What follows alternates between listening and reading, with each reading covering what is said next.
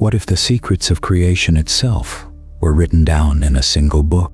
What if an angel descended from the highest heavens to deliver divine knowledge directly into human hands? And what if this book contained the very formulas God used to shape reality, to command angels, and to unveil the hidden mechanics of the cosmos? Welcome, seeker of mysteries, to one of the most enigmatic and powerful texts in all of esoteric literature. Today, we dive into the Sefer Raziel HaMalakh, the Book of Raziel the Angel, a grimoire so sacred, so profound, that legend says it was given by God. This is not merely a book of spells or rituals. It is a bridge between heaven and earth, a manual of cosmic secrets that has influenced Kabbalists, magicians, and mystics for thousands of years. Within its pages lie the names of God, the hierarchies of angels, the secrets of astrology, the mysteries of creation, and formulas that supposedly grant power over the forces of nature itself. Prepare yourself, for today we unlock the seals of this celestial grimoire. We will explore its origins, its contents, and the forbidden knowledge that has been passed down through generations, whispered in the halls of mystery schools, and hidden in the libraries of the initiate. The book that was too powerful to remain in human hands, yet too important to be destroyed. The story of Sefer Raziel begins not in the libraries of ancient scribes, but in the Garden of Eden itself, at the very moment when humanity lost its divine innocence. According to Jewish mystical tradition, when Adam and Eve were cast out of paradise, they found themselves in a world entirely foreign to them. The eternal light of Eden was replaced by the harsh realities of physical existence, hunger, pain, toil, and the terrifying awareness of mortality. Adam, who had once walked with God in the cool of the day, who had named every creature and understood the language of creation, now found himself severed from that intimate divine connection. He wept bitterly, not merely for the loss of paradise, but for the loss of knowledge, the direct understanding of how the universe functioned, how reality was woven together by the divine will.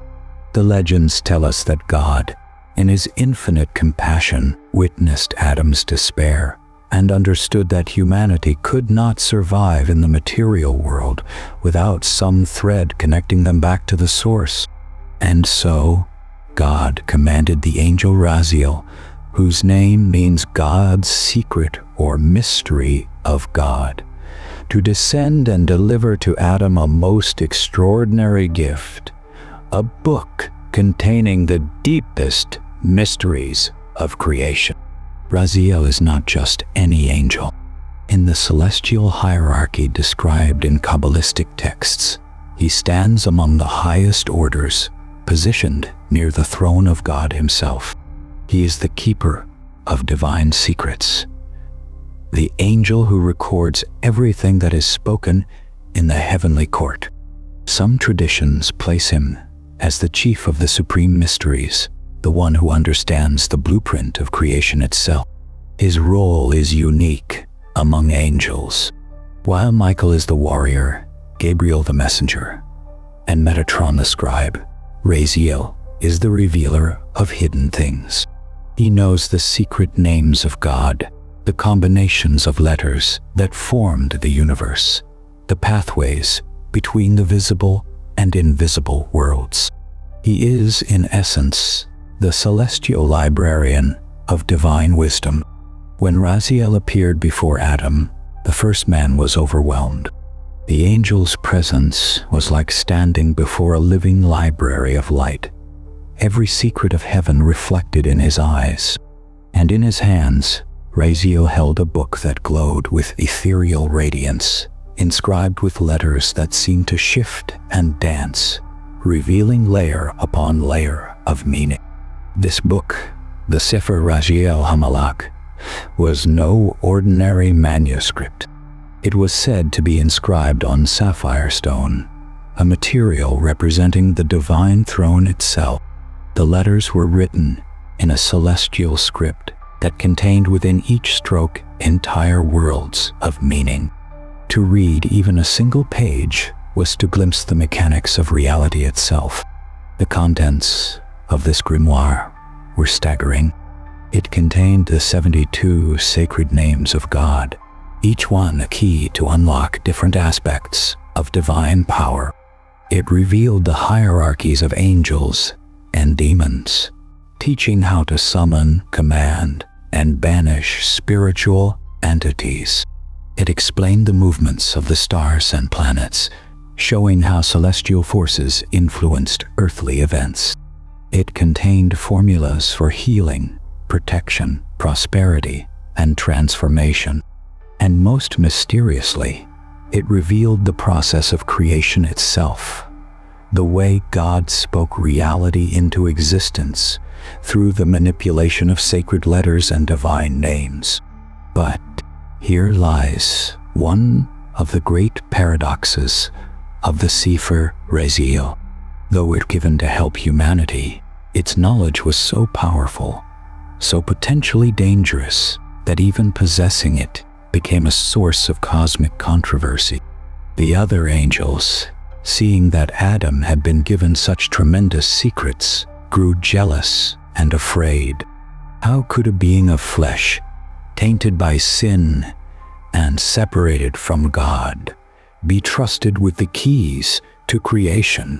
Led by certain angels who believed humanity unworthy, a delegation descended and stole the book from Adam, casting it into the ocean depths where it would be lost forever, or so they thought. But God, who had ordained the book's delivery, would not allow his gift to be destroyed. He commanded the angel Rahab, the demon of the sea, to retrieve the book and return it to Adam. Thus, even the forces of chaos served the divine plan to keep this knowledge available to humanity. Adam studied the Sefer Raziel for the remainder of his life, learning to navigate the world outside paradise, armed with divine knowledge. Before his death, he passed the book to his son Seth, and from Seth, it traveled through the generations, each patriarch studying its mysteries and adding their own insights. Enoch, who walked with God and was taken up to heaven, studied it and used its knowledge to understand the celestial realms. Noah received it and used its secrets to understand the timing of the flood and the construction of the ark. Some legends even claim that the ark's dimensions and materials were revealed in the book's pages. Abraham possessed it, and through its study became a master of astrology and divine names. Moses encountered its wisdom and used it to perform the miracles in Egypt. Solomon, the wisest king, was said to have used the Sefer Raziel to build the temple and to command the demons who assisted in its construction. The book traveled through Jewish mystical circles, copied and recopied, fragments preserved, commentaries added, mysteries upon mysteries layered like the rings of an ancient tree. But what exactly does this celestial grimoire contain? To understand the Sefer Raziel is to understand that it is not a single unified text, but rather a collection of sacred writings, a mystical encyclopedia that brings together various strands of Jewish esoteric knowledge. The versions we have today, primarily dating from the medieval period, are likely reconstructions and elaborations of much older traditions, fragments of that original sapphire tablet given in Eden. The book is traditionally divided into several major sections, each dealing with different aspects of divine knowledge. The first, and perhaps most important section, concerns the sacred names of God. In Jewish mysticism, names are not mere labels, but vessels of power. God's name is not something God has. It is something God is. To know and properly pronounce a divine name is to invoke that aspect of God's power, to align oneself with that particular frequency of divine energy. The Sefer Raziel contains 72 names of God, derived through complex permutations of Hebrew letters found in the book of Exodus. Each name is a 3-letter combination that acts as a key to unlock specific divine attributes. For example, one name might invoke healing, another protection, another wisdom. The book provides not just the names themselves, but instructions on how to meditate upon them, visualize them, and integrate their power into one's consciousness. But this is not magic in the sense of fantasy or superstition. In the Kabbalistic worldview, these names represent actual structural elements of reality. Just as DNA is the code that builds biological life, divine names are the code that builds and maintains existence itself. To work with these names is to reprogram reality at its most fundamental level, not through coercion of external forces, but through alignment with the divine will that underlies all things. The second major section deals with angelology, the study of angels. Here, the Sefer Raziel maps out the celestial hierarchy in intricate detail. It describes the different orders of angels, from the highest seraphim who stand in God's immediate presence, to the lowest messengers who interact directly with the material world. Each angel has a specific name, function, and sphere of influence. More importantly, the book provides the techniques for invoking these angels, not for trivial purposes, but for genuine spiritual work. It teaches the prayers, the sacred circles, the ritual purifications necessary to create a space where angelic presence can manifest. It reveals the planetary angels who govern the 7 classical planets, and how their influences can be harmonized in one's life. It names the angels of the months, the days, even the hours, showing how every moment of time is governed by specific celestial intelligences. But the Sefer Raziel also contains warnings. Angels are not servants to be commanded carelessly. They are conscious beings with their own will, their own nature, their own relationship to the divine. To summon an angel requires purity of intention, clarity of purpose, and humility before the divine order. The book emphasizes that angelic magic is not about control, but about cooperation, about aligning one's will with the cosmic plan so completely that the angels themselves desire to assist. The third major section explores cosmology and the structure of creation. Here, the book describes how God created the universe through the utterance of the Hebrew alphabet. Each of the 22 letters is shown to be a primordial force, a building block of reality. The letter Aleph represents the divine unity, the breath of God. Bet represents duality, the division of heaven and earth. Gimel represents motion and bridging, and so forth. The Sefer Raziel teaches that by understanding these letters and their combinations, one can understand the very fabric of existence. It presents the concept of the Sefirot, the 10 emanations through which God's infinite light is filtered down into finite creation. These are not places or things, but divine attributes, aspects of God's nature that structure reality like the branches of a tree. At the top is Keter, the crown, representing pure divine will. At the bottom is Malkuth, the kingdom representing the physical world. Between them lie wisdom, understanding, mercy, strength, beauty, victory, glory, and foundation, each a necessary step in the descent of divine energy into material form. This cosmological map is not merely theoretical. The Sefer Raziel provides meditative practices for ascending through these levels, for raising one's consciousness from the material world back toward the divine source. It describes the process of what Kabbalists call the ascent of the soul, a journey through inner space that mirrors the structure of outer reality. A fourth section of the book deals with practical Kabbalah, the application of divine knowledge to everyday life. Here we find formulas for protection, amulets inscribed with divine names, and angelic seals that shield the bearer from harm. We find recipes for incenses that purify spaces and raise spiritual vibration. We find instructions for interpreting dreams, for understanding the messages that come from the unconscious during sleep. We find astrological tables showing how planetary positions influence human destiny and how to work with these influences rather than being subject to them.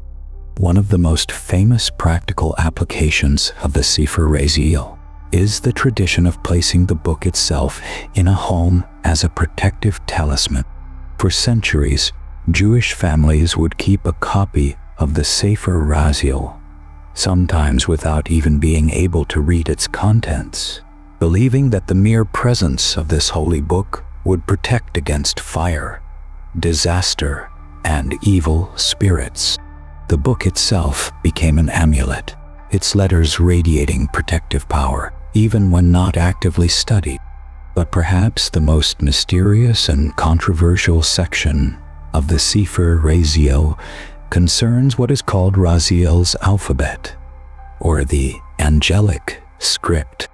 This is a form of writing said to be used by angels themselves, a visual representation of celestial sounds and divine vibrations. Each character in this alphabet is both a letter and a symbol, conveying multiple layers of meaning simultaneously. The book teaches how to use this script to create sigils, magical symbols that concentrate divine power for specific purposes. A sigil might be drawn to attract abundance, to heal illness, to enhance wisdom, or to open channels of spiritual communication. The process of creating a sigil is itself a meditation, a focusing of intention combined with sacred geometry and divine names to produce a charged symbol that acts as a beacon for specific energies. Throughout all these sections runs a consistent theme. The Sefer Raziel is not about gaining power for the ego, but about aligning with divine will. It repeatedly emphasizes that its secrets are only effective when used by one whose heart is pure, whose intentions are righteous, and who approaches the work with humility and reverence. The book itself is said to be alive in a sense, revealing its secrets only to those who are ready to receive them, while remaining opaque to those who approach with greed or malice. This brings us to one of the most profound teachings of the Sefer Raziel, the concept that true magic is not manipulation, but transformation. The goal is not to bend reality to your will, but to transform your will to align with divine reality. When your consciousness merges with God's consciousness, when your desires become expressions of divine desire, then the universe itself conspires to manifest your intentions, because they are no longer merely yours, but expressions of the cosmic will flow. The Sefer Raziel teaches that Adam was given this book not so he could control creation from the outside, but so he could remember that he was part of creation, that the power of God that formed the stars also flowed through his veins. The formulas and names are tools, not for domination, but for remembrance. Ways to awaken the sleeping divinity within human consciousness. In medieval Europe, the Sefer Raziel became one of the most important texts in Jewish mystical tradition. Printed editions began appearing in the 16th century, making its teachings more widely available, though always with the warning that these were not matters to be approached lightly. The book influenced the development of Kabbalah, contributing to the rich tapestry of Jewish esoteric thought that flowered in places like Seth in Israel and in various European centers of learning. But the influence of the Sefer Raziel extended far beyond Jewish circles. Christian Kabbalists in the Renaissance, figures like Johannes Reuchlin and Pico della Mirandola, studied its teachings and sought to integrate them with Christian theology. They saw in Raziel's revelations evidence of a Prisca theologia, an ancient wisdom that preceded all religions and contained universal truths about God and creation. The book's angelology influenced the grimoire tradition in Europe, with texts like the Key of Solomon and the Lesser Key of Solomon, drawing on similar frameworks for understanding and invoking celestial beings. The concept of using divine names and angelic seals became central to ceremonial magic in the Western tradition, with practitioners seeing themselves as inheritors of the same stream of wisdom that flowed from Raziel to Adam. In the modern era, the Sefer Raziel has experienced a renaissance of interest. Occultists, Kabbalists, and spiritual seekers around the world study its pages, seeking the perennial wisdom it contains. Translations have made it accessible to non-Hebrew readers, though many argue that the power of the text lies in the Hebrew letters themselves, which carry vibrations and numerical values that are lost in translation. Some modern readers approach the Sefer Raziel as a literal instruction manual, performing its rituals and invoking its names with the expectation of tangible results. Others see it as a profound symbolic text, a map of consciousness that uses the language of angels and divine names to describe psychological and spiritual realities. Both approaches have merit, for the book operates on multiple levels simultaneously, as all truly sacred texts do. What makes the Sefer Raziel particularly relevant today is its message that divine knowledge is not locked away in some inaccessible heaven, but has been given to humanity, that we are not meant to stumble through existence in ignorance, but to, in an age when many feel disconnected from the sacred, when the mysteries seem closed off behind the walls of institutions and dogmas, the Sefer Raziel stands as a testament that the keys to the kingdom have been placed in human hands. But with this knowledge comes responsibility. The book itself contains numerous warnings about the proper use of its teachings.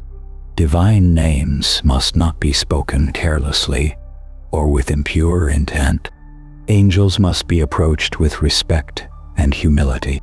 The forces one invokes when working with these mysteries are real, and they respond to the quality of one's consciousness. A person consumed by ego, greed, or malice will only bring chaos into their life if they attempt to use these techniques. The book is said to protect itself, remaining closed to those who would misuse it. This is why traditional Kabbalistic teaching emphasizes preparation before approaching such texts. The student must first cultivate ethical behavior, what is called in Hebrew tikkun hamiddot, the rectification of character traits. They must study the Torah and develop understanding of Jewish law and philosophy. They must learn to meditate and to quiet the mind. Only then, after years of preparation, should one approach the deeper mysteries contained in texts like the Sefer Raziel.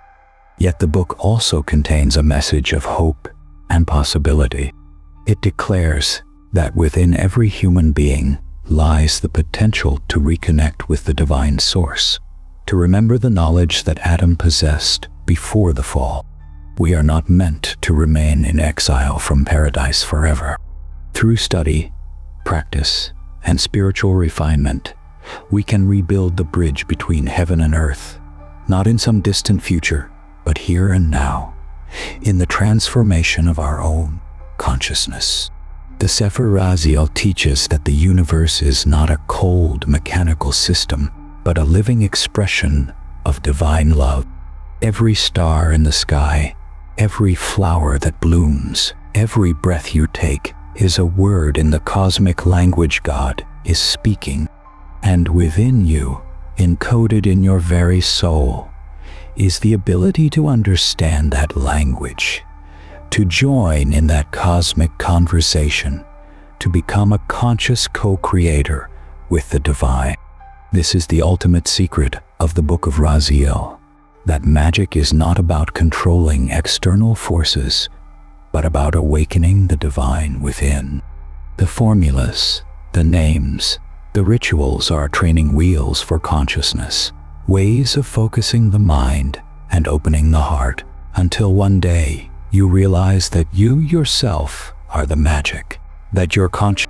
As we stand here today, thousands of years removed from Adam and Eden, we can still access the wisdom that Raziel brought. That sapphire book, though physically lost to history, lives on in the texts that preserve its teachings, in the practices passed down through generations, and most importantly, in the awakened consciousness of those who remember that they are children of the divine. The journey that began in the garden continues in your heart. The questions Adam asked, how do I navigate this world? How do I maintain connection with the divine? How do I fulfill my purpose as a conscious being? These are your questions too, and the answer that Raziel gave. Here is the knowledge you need. Here are the keys to the mysteries. This answer is still available to you. But remember, the book is not the destination. It is a map. The real temple is your consciousness. The real magic is your awareness. The real name of God is the one being spoken in the depths of your soul at this very moment. The eternal I Am that exists before words, before angels, before creation itself. The Sefer Raziel calls us not to believe in magic, but to become it. To live so fully aligned with the divine will that our very existence is a miracle, a testimony to the creative power flowing through all things. This is the inheritance Adam passed down, not a dusty book of spells, but a living transmission of divine consciousness, whispering through the generations. Wake up. Remember who you are. Reclaim your birthright as a co-creator with God. So the question is not whether the Sefer Raziel contains true knowledge. The question is whether you are ready to receive it, whether you are willing to do the work of transformation, whether you have the courage to step through the veil and glimpse the machinery of reality itself. The book has been given. The angel has delivered his message. Now it is up to you to open your eyes and read. This journey into the celestial mysteries has awakened something within you. Share this video with those who seek the light. Subscribe to continue exploring the forbidden knowledge that shapes our reality. Tell us in the comments if an angel appeared before you today, offering divine knowledge. What would you ask? The path of awakening is long, but together we illuminate the darkness and reclaim the wisdom that has always been ours. Thank you for watching.